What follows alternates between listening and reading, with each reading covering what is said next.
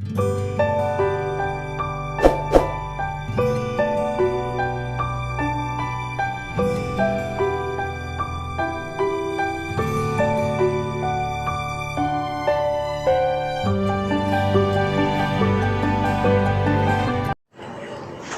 guys, magandang buhay and welcome to my Renz Erondo vlog. At narito ako ulit para magbigay ng, oh my god, my hair is so distracting. So para magbigay ng kaunting pagbalik tanaw dun sa mga malupit na mga linyahan ng ating mga nanay nung tayo simula maliliit pa hanggang sa magsilakihan tayo at tumanda tayo. Ano yung mga sakit, ano yung mga linyahan ng nanay nyo or ng mama nyo or ng mami nyo nung maliliit pa kayo or nag-aaral pa kayo? Di ba nakakatawang alalahanin yung mga nanay natin na ganun yung mga sinasabi nila sa to say na para lang aturuan tayo ng tamang asal, tamang gawain sa parte ng araw-araw nating pamumuhay nung maliliit pa tayo. Which is hindi naman masama kasi doon tayo nahubog ng ating mga magulang o ng ating mga nanay kung paano tayo maging isang responsableng anak. Panahon ng kabataan natin, di ba? Wala tayong mga gadgets pa noon, yung laman pa tayo ng lansangan kapag yung wala tayong ginagawa, andyan tayo, nakipaglaro tayo sa mga kapitbahay natin. Andun yung nanay natin, nagsisisigaw na. Ano, ang init-init.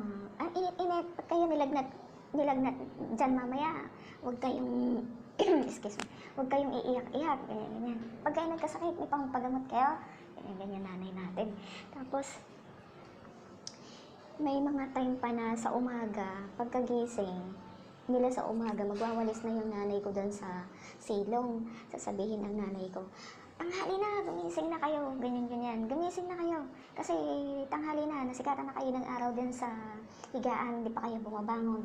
Kaya mauubusan na kayo ng grasya, nagsabog na ang langit ng grasya, wala na kayong mapupulot. Tapos babangon ka naman, iinat-inat ka para tingnan kung tanghali na nga. Ang dilim pa halos ng sulok ng bahay niyo. Pero sa nanay mo, tanghali na yon. Tapos sasabihin mo, iinat-inat ka, tapos matutulog ka ulit. Ayan. Kakalampagin na ng nanay ko yung silong kasi talagang gigisingin ka. Tapos pagkagising mo, gigising na ako nun. Pagkagising ko, kumain na kayo dyan, at naman kayo makapag-igib, ganyan. Kasi nung una, wala pang gripo sa barangay namin. Kailangan ka pang bumaba sa may lig, ano yung tawag dun? Sa may sapa para doon umigib ng tubig sa balon. Tapos, pupunta, paiigibin kayo.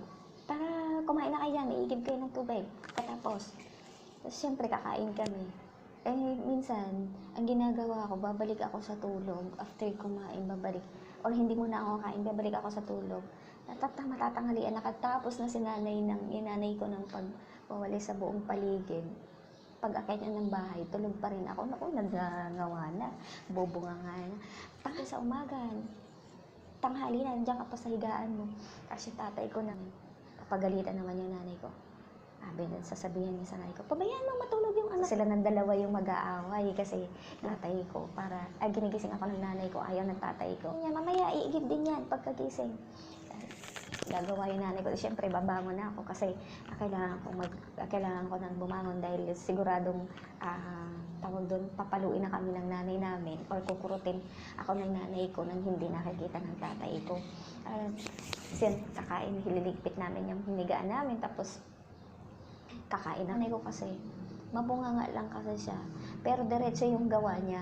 Pag hindi namin yung ginawa, siya na yung gagawa. So, ang tendency na lang nun, lalabugin kami or itataboy kami sa pag-igib ng tubig kasi wala na siyang gagamitin. Pag nagamit niya yung tubig sa paghugas ng plato, wala na siyang gagamitin sa sunod. So, kailangan, bago siya magluto, nakaigib na kami para pangluto siya sa tanghalian. Tingnan tanghali, patutulugin ulit kami ng tatay ko. Yung tatay ko kasi nagpapatulog sa amin sa tanghali. Laki kayo, tulog kayo sa tanghali, hindi yung laro kayo ng laro dyan.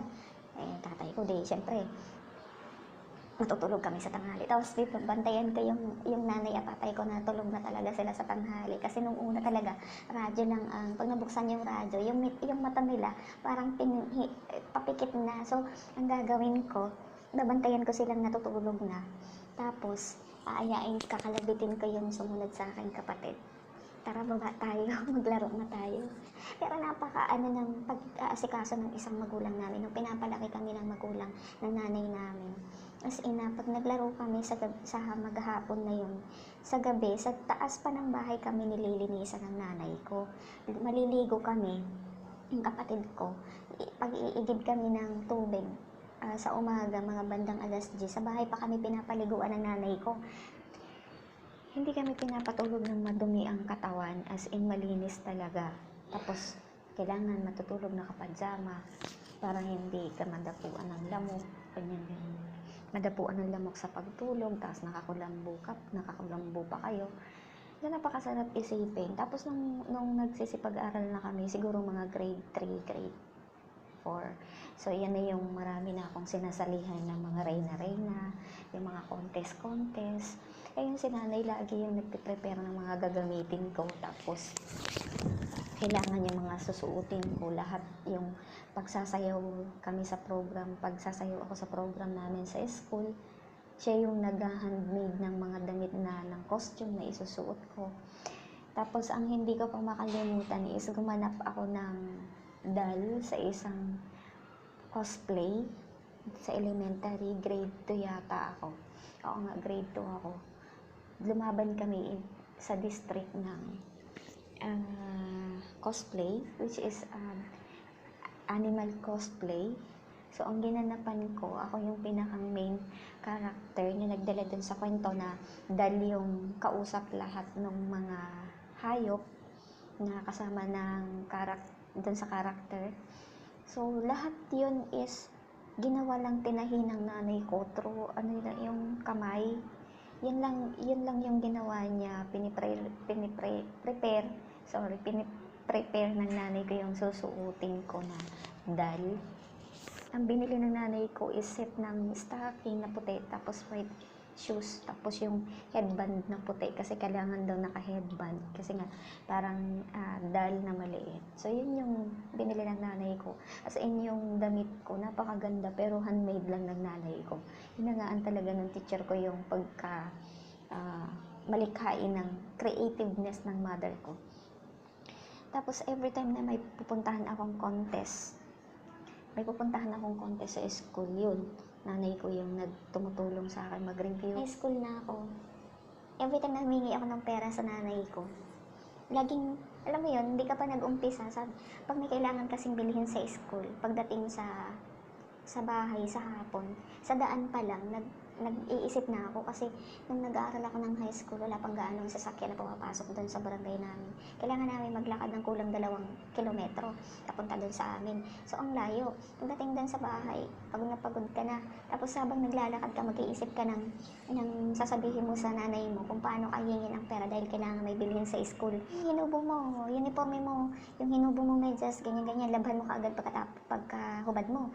Kaya, hindi ka pa nakapagpalit ng damit, ganun kaagad na yung sasabihin ng nanay ko. Kaya parang nahihirapan ako magsabi, paano ko kaya sasabihin sa nanay ko na hindi ako mapapagalitan na kailangan ko na naman ng pera. Kaya sasabihin ng tatay ko, pakainin mo muna yung anak mo, hindi yung mo kaagad dyan sa paglalaba, pagod yung paan yan, maghapong nakasapatos yan, mapapasma yan. Tapos papakainin ako ng tatay ko, hahinan ako ng tatay ko sa mesa. Tapos yun, sabi ng tatay ko habang kumakain ako, nag-iisip ako kung ano entrada ko sa nanay ko. Kasi takot ako magbungangaan ng nanay ko. So, katapos nung pagkakain ko, pupunta na ako sa gripo. Kasi yung bahay na namin, nasa baba na, nasa may tabing palaya na, nung high school ako. So, yung tabi lang ng bahay namin is gripo. Pag napukusot ako, ano kayo sasabihin ko? Ang tatay ko naman, ng palayan, nagbabantay ng palayan. Nagsisiga sa paligid ng palayan. Sabi ko, ano kayong gagawin ko? Tapos yun, mag-iisip na ako ng sasabihin ko sa nanay ko kasi alam ko magbubunga nga yung nanay ko. Tapos, sasabihin ko sa tatay ko. Pagkatapos, pag umuwi na yung tatay ko galing din sa palayan, kailangan ko po ng 20 pesos kasi may may bibilhin po akong gamit sa school. Kailangan na ng ganito. Entrada, maririnig ng nanay ko yun habang nagluluto sa kusina. Pera, ganyan-ganyan, araw-araw na lang, kailangan ng pera.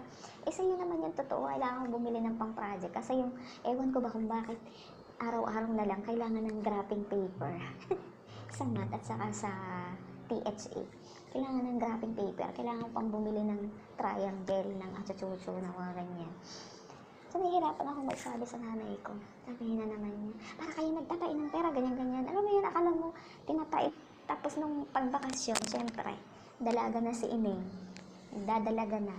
Punta kami ng sayawan. Papasamahan ako ng tatay ko sa tiyahin ko. Tapos syempre, puyat, alas 12, alauna ka na makakabalik ng hating gabi. Syempre, ang kabataan din, matakaw sa tulog pag ganun puyat. Diyan na naman yan sa silong si nanay. Sabihin nun, makasayaw lang, magpapakapuyat, ganyan nanay ko. Tapos, papagalitan naman ng tatay ko yun. Sabi ng tatay ko, hayaan mo yung anak mong matulog, alam mong puyat. Sabi, bakit sinabi ko bang pumunta ng sayawan yan? Pinapayagan mo kasi pumunta ng sayawan. Sinasabihan ko lang yung anak mo na kumain muna. Hayaan mo muna matulog, kakain din yan pag nagising yan. Sasagot yung nanay ko na, bakit ba hindi kumain muna? Kumain muna. Pagkakain, edi matulog ulit kung inaantok pa. Alam mo yung paano ka makakabalik dun sa tulog mo kung kumain ka na. Edi syempre mawawala na yung antok mo na. Ano di kaya pag magpapatanim ng palay, maghakot kayo ng mga punla ng palay dyan. Pupunta sa gilid, sa palayan. Pupunta sa palayan. Hila-hila naman ng dalawa kong kapatid yung palanggana namin. Kasi maglalagay ng pananim na palay. Hindi syempre, tutulong-tulong ako. Sabihin ng tatay ko, anong ginagawa ng anak mong babae dyan sa gitna ng palayan? Hindi na lang mag-aaral yan. Sabi ng nanay ko, yan kasi, ini-spray mo yan. Pagdating ng panahon, kahit ipagtanim ng palay, hindi marunong yan. Ako rin naman, kasi gusto ko rin yung matututo ako ng pagtatanim ng palay. Inahayaan ako ng nanay kong magtanim ng palay. Kung kailangan namin tumulong sa gawaing bukid. Tapos, pag Sabado at Linggo kasi kailangan mo tulungan yung mga yung nanay ko tsaka yung tatay ko magtrabaho sa bukid. Pero pag wala naman trabaho sa bukid, hinahayaan lang naman kami na maggala ng pinsan ko, kasama ng pinsan ko. Tapos basta ang inaano ng nanay ko, pwede ka namang gumala basta tapos yung trabaho mo sa bahay bago kang gumala, walang problema yan. Tapos siyempre, pagdating ng hapon, nanonood kami ng TV. Kasi inaalaw kami makinood ng TV sa gabi kapag weekend lang. Bawal pag may pasok. So, nakikinood kami ng TV sa kapitbahay, sa may tabing kalsada. Kasi doon sa amin, kasi nung una, wala pang may TV. Tapos, maglalaro pa kami yan. So, pagdating ng hapon, kailangan namin madali sa iipon ng tubig, tapos magsasaing ng maaga, magluluto ng maaga. Nanay ko naman kasi nagluluto ng gulay, pero kailangan mong i-prepare yung gulay, yung iluluto ni nanay para makagala ka na sa galaan, para makapaglaro ka na. Hindi syempre, alas 4 pa lang, andyan na yung mga kalaro namin, sa bahay na. Gagawin naman ng mga kalaro namin. Tutulungan na kaming magligpit ng mga kahoy, mag-iipon ng mga kahoy, pipinaw ng binilad na palay, kung may binilad na palay, tapos mag-iigib ng tubig, para maaga kami makapunta doon, makapaglaro kami ng patintero. Yung napakasarap, napakasaya ng buhay ng mga bata pa, na wala pang panahon, wala pang gadget, kumpara ngayon na talagang wala nang yung mga outdoor experience yung mga bata. Na halos nakatutok na lang sa gadgets nila maghapon. Tapos sasabihin ng nanay ko, nanay, ang sakit ng kinabukasan, nanay, ang sakit ng ulo ko, nanay, ang sakit ng katawan ko. Paano? Sasabihin nanay, punta kayo doon sa galaan nyo, sa laruan nyo. Sige, maglulokso kayo doon. Nanay, ang kati ng katawan. Paano hindi kakati ang katawan nyo? Nagpabulid-bulid kayo dyan sa pinag-reseran ng palay. Ang tawag pa ng nanay ko, ibulog ko pa kayo dyan at patulugin sa uhutan, sa dayamihan, sabi ng nanay ko. Nanay, sakit ng ulo ko. Sige, magpaaraw kayo dyan sa maghapon ng init ng araw dyan sa galaan, sa laruan nyo, sa paglalaro. Ganyan nanay ko. Siyempre, wala ka nang masasabi. Lahat may katwiran nanay, lahat may bunganga ang nanay ko eh. Bunganga ka dyan. Di ba? Nakakatuwa yung mga linyahan ng nanay ko talaga na hindi ko makakalimutan. Kasi, sasabihin pa ng nanay ko na, puro kayo hinaing. Nakita niyo ba akong pagod na pagod? Nagrereklamo ako. Eh kayo, kakain lang, ganyan nanay ko. Nagkakain lang kayo, nagrereklamo pa kayo. Ano yung nagsesermon yung nanay mo habang nagsesermon yung nanay mo na habang kumakain ka or habang naghahain ng pagkain yung nagsesermon nanay mo. Tsaka ang numero unang ayaw ng nanay ko, pag yung naghahain siya ng pagkain at kumakain kayo. Eh syempre minsan kasi nagkakamay para masarap yung pagkain. Ayaw niya nang dadampot ka ng pagkain na nakaganyan yung kamay. Yung nakataas nakatikwas yung mga daliri. Di ba may part tayo na ganyan na kailangan nakataas yung mga daliri kasi kailangan nakaganyan. Naku, huwag kang magpapakita sa nanay ko na nakataas ang mga daliri mo. Siguradong yung init ng sabaw ng pagkain, yung ilulubog doon yung daliri mo. Talagang iiyak ka sa init ng pagkain na nasawsawan ng daliri mo. Sasabihin ng nanay ko, pagkain na nga lang, pandidirian nyo pa. Ano pa kaya kung huhukayin pa niya yan o bubungkalin nyo pa sa lupa yan para kainin? Sabi ng nanay ko. Kaya yun yung wag mong papakita sa nanay ko. Talagang yun yung hindi ko makakalimutan experience na nagawa ng nanay ko sa akin. Hindi na mamalo ang nanay ko. As in, bunganga lang talaga. Pero yun yung pinakang experience niya na ang pagkain, wag mong pandidirian. Kasi yung lumalayo daw ang grasya sa pagkainan pag ganun. Kaya kahit umuusok-usok, kailangan mo hintayin lumamig yan para mo madampot ng hindi nakatuwas ang mga daliri mo. Nakakatuwang pamahiin, nakakatuwang mga turo ng nanay mo. Ang nanay ko ang nagturo sa akin paano magtahi ng damit, paano maglinis ng bahay. Sasabihin pagdating sa paglinis ng bahay, nagbabasa ka ng libro, bigla kang gugulatin sa likod mo. Puro ka na ng libro, hindi ka man lang nakakapagligpit ng mga gamit na nakakalat dyan sa sahig, ganyan nanay ko. Tingnan mo yung kisame, sabi niya, tingnan mo yung bubong natin, yung mga baybayan. Pag sinuutan ng maya ang silong, hindi na makakalabas ang ibon kasi nahuli na ng lawa. Sa dami ng lawa, hindi ka man lang makapagpalaspas ng silong at saka ng baybayan natin. Gagawin ko naman, ibababa ko yung ginagawa ko, papalaspasan ko yun, saka yung silong namin. Kasi pag hindi mo ginawa yun, paulit-ulit yun na nasa bibig niya, paulit-ulit yun na aandar yan maghapon na parang sirang plaka, hanggat hindi mo ginagawa. Kaya kailangan mong iangat yung puwet mo, kunin mo na yung walis niyo at ipalaspasin mo na. Kaya pagising mo sa umaga, tumingala ka sa may nakita kang lawa, naku, tanggalin mo na para hindi maging sirang plaka nanay ko. Ganon katindi ang nanay ko nung nagdadalaga ako. Tapos pag sinabi ng nanay ko na kailangan pagdating ko, gawa na yan, eh syempre mga kapatid ko, pupunta yung nanay ko sa bundok, magkukupra sila, maglulukat sila ng tatay ko. Papalukat sila doon sa bundok namin. Bibilinan kami na kailangan ganitong magwawalis, maglalaba, maglilinis ang bahay, bla bla bla, kung anong ipapagawa din sa dalawang bunsong kapatid. Pag hindi namin natapos yun, siyempre, pag hindi namin natapos yun, sasabihin nun, kailangan matapos niya yan, bago ako dumating, kailangan tapos yan, yung nanay ko. Sasabihin naman, ito ng mga kapatid ko, unahin yung mga paglaro. Di siyempre, ako mapapalaro na din ako. Sabihin ng nanay ko, lagot, alas 11 na, andyan pa yung trabaho namin. Para kaming binugaw na kalabaw diyan sa pagtapos ng trabaho. Tapos kanya-kanya may maghuhugas ng kaldero para magsaing. Pagdating ng nanay ko, kumukulo pa lang yan si nanay. Galit na galit yung nanay ko. Galit na galit. Ano na pinagagawa nyo? Naglainunan nyo na ba yung paglaro? Sa halip na makakain nyo. Anong oras pa kami babalik sa bundok niya? Ganyan. Pero ang hirap timplahin ng tenor ng nanay ko nung nagdadalaga pa lang ako. Pero alam mo yung halos pinagtitripan na lang namin, na tinatawanan na lang namin ng mga kapatid ko. Kasi nga, bunganga ng bunganga. Eh syempre, siguro na-immune na kaming tatlong magkakapatid. Hindi na namin siya masyadong dinidibdib. Kasi nga, ganun siya magpalaki ng anak eh. Tapos pagdating ng tanghali, kailangan nakaipon kayong tatlo. Tapos ang pinakahintikot talaga, yung pinakagustong-gusto kong ginagawa ng nanay namin sa amin, yung pagdating ng gabi, syempre, Lunes hanggang Biyernes, Lunes hanggang Huwebes, hindi ka pwedeng manood ng TV. Kailangan mong mag-aral, pagdating ng school, kailangan mong tumulong sa gawaing bahay. Tapos pagkakain nyo, alas 6 pa lang kakain na kayo. Alas 6, ano na siya, yung mag-aaral ka ng leksyon mo, magsasagot ka ng assignment. Tapos pagdating ng alas 7, kailangan matutulog na kayo kasi kinabukasan may school.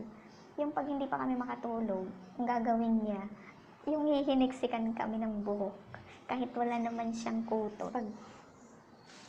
Pag sinabi ng nanay ko na kailangan, alas 5 nandito na kayo sa bahay pag magkagalaan kami. Tapos ang gagawin niya, magkukwento siya, ang dami, hindi siya nauubusan ng kwento.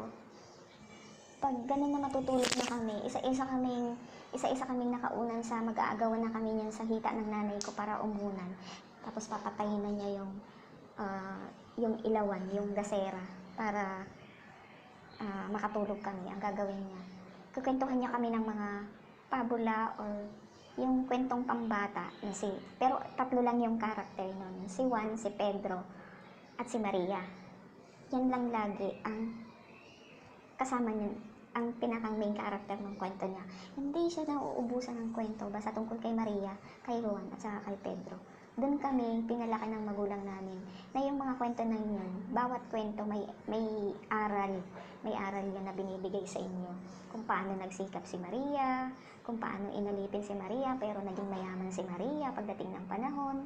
Kaya doon kami pinamulat ng nanay ko sa mga kwento niya ganun hanggang sa to make the story short, hanggang sa nakagraduate hanggang sa makapag high school, makapag 4th year, talagang nandun yung support ng nanay ko.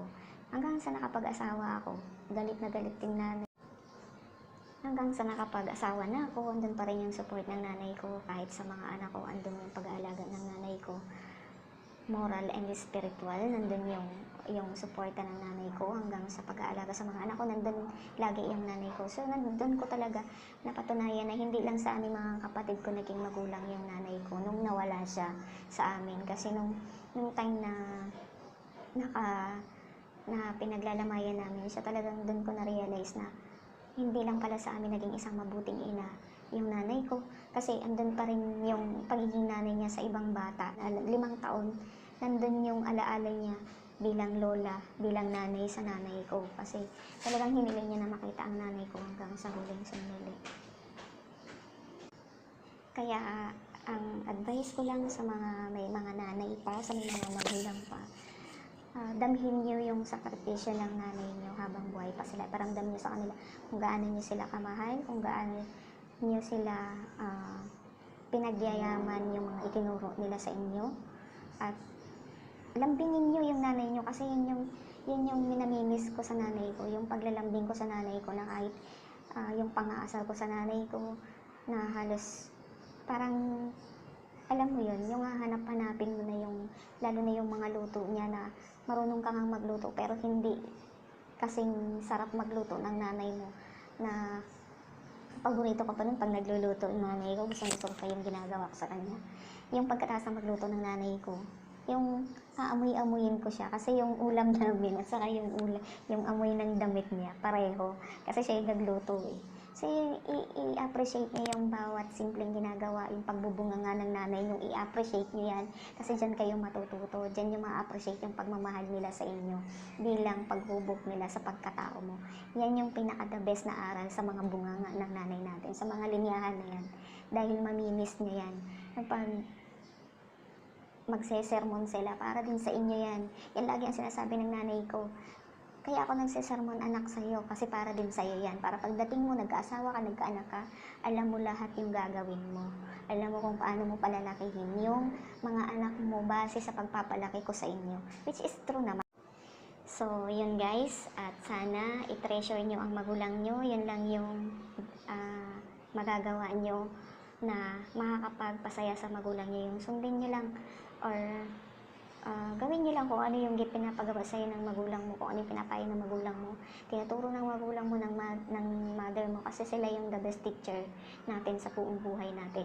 Gawin yung guide sa paghubog ng pagkatao niyo yun. Huwag kayong magtatanim ng sama ng loob sa nanay niyo kung araw-araw na lang nagsesermon. Sangkat ng buhay nila yan sa pagiging ina nila sa atin. Kaya dapat niyong sundin or paniwalaan kung ano yung sinasabi ng magulang natin na para pagdating ng araw, hindi niya sabihin na sana nakinig na lang ako sa magulang ko, na sana nakinig na lang ako sa nanay ko, na ganito, ganyan.